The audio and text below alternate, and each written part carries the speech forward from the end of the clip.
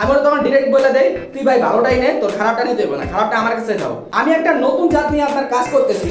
তো যখনই আপনারা কোনো নতুন জাত নিয়ে কাজ করবেন, এর জন্য আপনাদের কাছে কি কবুতর আছে কি কবুতর নাই এটা কোনো বিষয় না। ভালো কবুতরের থেকে একদম লো কোয়ালিটির বাচ্চা বের হয়, আবার অনেক লো কোয়ালিটির কবুতর থেকে অনেক ভালো বাচ্চা বের হয়। আর কবুতর পেয়ার করলে তো হবো না, ওইটা ডিম পাড়ার জন্য ওদের অনেক ভিটামিন আর মিনারেলস এর প্রয়োজন হয়। নাম দিচ্ছি আপনার শর্ট নেক। এটা হলো আপনার মানে ফ্লাইং এর জন্য। আদে দুইটা কবুতর গিফট করছিল, আমার কাছে একটাই আছে, এই যে এটা চুগি মাদি, একদম ছোট একদম। এই যে এখানে এই যে এটার বাচ্চার কোয়ালিটি এত ভালো আসে আপনাদের আমি বইলা বুঝে পারব না। মানে কবুতর সাইজে ছোট হইলে কারণ একদম ফালাঙ্গা কবুতর এমন না। কবুতরের ব্লাড লাইন যদি ভালো হয়, ওটা ভালো ব্লাডের কবুতর দিয়ে জোড়া দিলে অবশ্যই ভালো বাচ্চা পাই।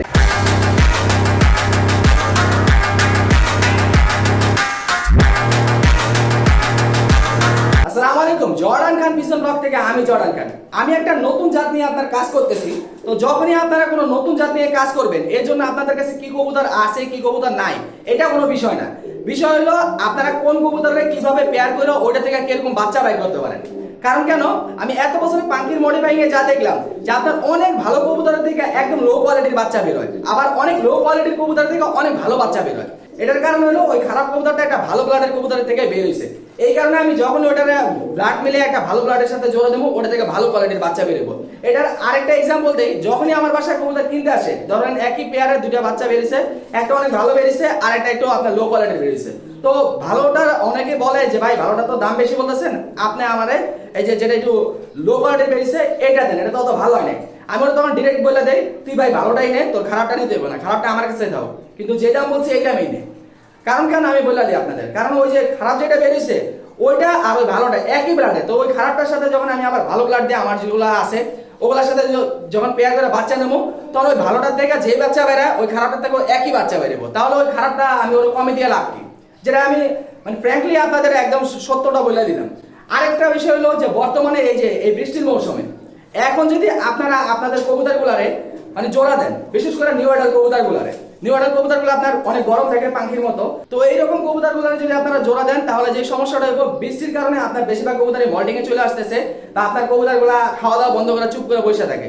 আর কবুতর পেয়ার করলে তো হবো না, ওইটা ডিম পাড়ার জন্য ওদের অনেক ভিটামিন আর মিনারেলস এর প্রয়োজন হয়, ক্যালসিয়াম থেকে প্রোটিন থেকে সবকিছু প্রয়োজন হয়। ওরা যেহেতু খাওয়া দাওয়া করতেছে না, চুপ করে বসে রয়েছে বা মল্টিং এ চলে আসছে, ওই অবস্থায় যদি জোড়া দেন তাহলে ওই কবুতর নষ্ট হয়ে যাবে। তো ওই কারণে অনেকের কবুতরগুলো জোড়া দেওয়ার পর অসুস্থ হয়ে যায়, অনেকে ট্রিটমেন্ট জানে তখন ওগুলো সুস্থ করে নেয়, আর যারা ট্রিটমেন্ট জানে না তাদের কবুতরগুলো আপনার ওই জায়গায় মারা যায়। এই কারণে বর্তমানে আপনার আরো 10-15 দিন এই সিজনটা যতক্ষণ এরকম থাকবে তখন আপনাদের কবুতর জোড়া দেওয়ার দরকার নাই। যখন এই সিজনটা চেঞ্জ হয়ে যাবো তখন আপনারা জোড়া দেবেন, ইনশাআল্লাহ আপনাদের কবুতর আর কোনো ক্ষতি হবে না। যে কারণে দেখেন আমি আমার পিছে যে কবুতরগুলো আছে সবই কিন্তু সিঙ্গেল সিঙ্গেল রাখা। বিশেষ করে আমার যে পাখি কবুতরগুলো আছে, পাখি তো আপনারা জানেন এমনি সমস্যা, আর বর্তমানে এই বৃষ্টিতে যদি জোড়া দেই তাহলে আপনার এটা অসুস্থ হয়ে যাবো, কোনো কথা নেই। আর এখন আসি আজকের ভিডিওতে আপনাদের কি দেখাবো। আমি এই যে কয়েকদিনের ভিতরে কিছু কবুতর গিফট পাইছি, আর কিছু কবুতর আমি নতুন কালেকশন করছি, যেহেতু আমি নিজের মতো করে একটা জাত বানানোর চেষ্টা করতেছি। আর আমি যেটা বুঝি একটা নতুন জাতের কবুতর বানাইতে হলে ক্রস ব্রিডিং এর জন্য অনেক কবুতর প্রয়োজন হয়। আর এই জাতটার আমি নাম দিচ্ছি আপনার শর্ট নেক।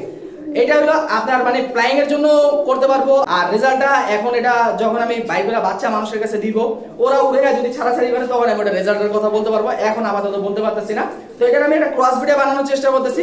বড় মাথা, নাক মোটা, আপনার এই যে মানে গলাটা অত বেশি লম্বা হইব না, কিন্তু সাইজটা বড় হইব, আর সিনাটা হইব আপনার মিডিয়ামের ভিতরে চওড়া, মিডিয়াম চওড়া, অত চওড়া না, আর সাইজটা লম্বা। যদি আমার লম্বা শেপের কবুতর পছন্দ, আমার গোল শেপের কবুতর পছন্দ না, কোনো সময়। তো আর কথা না বাড়ায় এবার আমি যেই কবুতরগুলো কালেকশন করছি আর যেই কবুতরগুলো আমি গিফট পাইছি ওগুলো একে একে আপনাদের দেখানো শুরু করতেছি। যেমন আমার হাতে যে কবুতরটা আছে এটা হলো ছোট ভাই আহাদে আমার গিফট করছে। তো আজকের ভিডিওর প্রথমে আহাদের দেওয়া গিফটের কবুতরটাই আপনাদের দেখাইতেছি। দর্শক এই যে দেখেন আহাদের দেওয়া গিফটের কবুতরটা, মাশাআল্লাহ।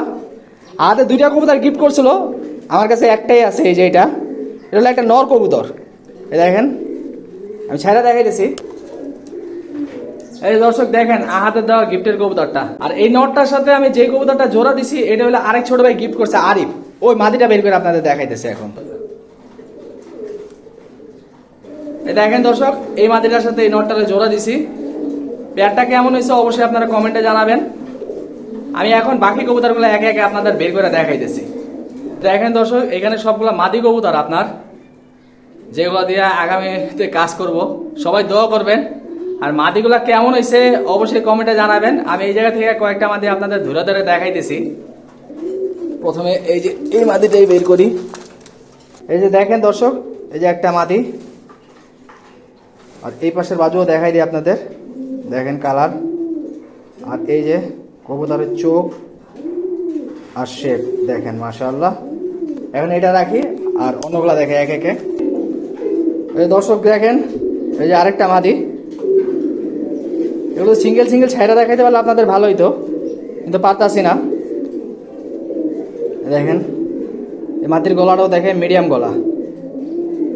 আর আমি যে কবুতরটা কাজ করব আপনাদের বলা হয় নাই, মানে এটা আর কি কোনটি গলার মতো আমি বানানোর চেষ্টা করতেছি। গলাটা টান দিয়া আপনার সাপের মতো খাড়ায় থাকবো, কষা হইব না কিন্তু টান দিয়ে খাড়ায় থাকবো। আর এখন আমি আপনাদের একটা চুগি মাদি দেখিয়ে দিচ্ছি। এই যে দর্শক দেখেন, এটা চুগি মাদি, একদম ছোট, একদম এই যে দেখেন, এই যে একদম ছোট, এই যে কালার দেখেন, চুগি মাদি, এই যে নাক ফাটা, ঠিক আছে। কিন্তু এটার বাচ্চার কোয়ালিটি এত ভালো আসে আপনাদের আমি বইলা বুঝে পারব না। যেমন সাইজ আসে ওইরকম শেপ আসে আর ওইরকম কালার আসে আলহামদুলিল্লাহ। এটার বাচ্চা আমি নিয়েছি এই কারণে আপনাদের বললাম। এখন এটা রেখা দিই, মানে কবুতর সাইজে ছোট হইলে কারণ একদম ফালাই না কবুতর এমন না।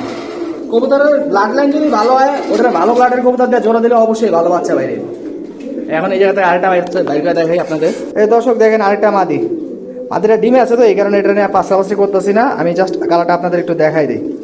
এই দেখেন কবুতরের কালারটা, এটা ছেড়ে দিই, আজকে ডিম পারবো। এই যে দর্শক দেখেন আরেকটা মাদি, মাদিটার শেপটা দেখেন আর সাইজটা দেখেন মাশাআল্লাহ। এই যে কবুতরের কালারটা, কালার দেখেন আর মাদির সাইজটা বুঝছেন তো, এই দেখেন মাদি কিন্তু বিরাট সাইজের মাদি।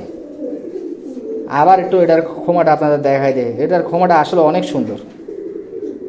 এটা যত মানুষ দেখছে বলছে ভাই এটাতে আপনি হ্যামার টাইপের কবুতর দেয়া করেন, তাহলে হ্যামার বাচ্চা বাইরেব, বা আপনার এই যে কলা লম্বা জাতের বড় কবুতরগুলো বাইরেব। দেখা যাক, আমি আমার মতো করে একটা জাত নিয়ে কাজ করতেছি, আপনাদের তো বললামই, ওইভাবে পেয়ার করুন, দোয়া করবেন আপনারা। এই যে দর্শক আরেকটা কবুতর বের করলাম, দেখেন চোখটা দেখেন, আর এই যে নাক আর নাকের শেপ দেখেন, নাক কিন্তু মোটা আছে মাশাআল্লাহ। আর এই যে কবুতরের কালার বুঝছেন। এবার এটারও রাইখা দিলাম, আর একটা কবুতরই আপনাদের দেখাবো আজকে। এই যে দেখেন, এই দেখেন, এই যে পুরান, এই যে নাক মোটা কবুতর, এই দেখছেন নাক মোটা। এটা কিন্তু কোনটি গলার মতো হালকা গলা টান দিয়ে রাখে, এই যে সাপের মতো হালকা, এই জায়গায় বুঝতে পারতেছেন এটা মানে ঘেরি বেঁকা, ঘাড় বেঁকা বা ওই কোনটি গলা টাইপের, ওই টাইপেরই। আর এই যে কবুতরের কালারটা দেখেন, এই যে কালারটা দেখেন। দর্শক এই মাদিরার মাঝখানে আজকের ভিডিওটা শেষ করতেছি। আর যে নর কবুতরগুলো আছে ওগুলা দেখতে হলে আপনারা আমার আইডিতে ফলো দিয়ে আমার পাশে থাকবেন, কারণ নেক্সট ভিডিওতে ইনশাআল্লাহ আমি সব নর কবুতরগুলো আপনাদের দেখাবো।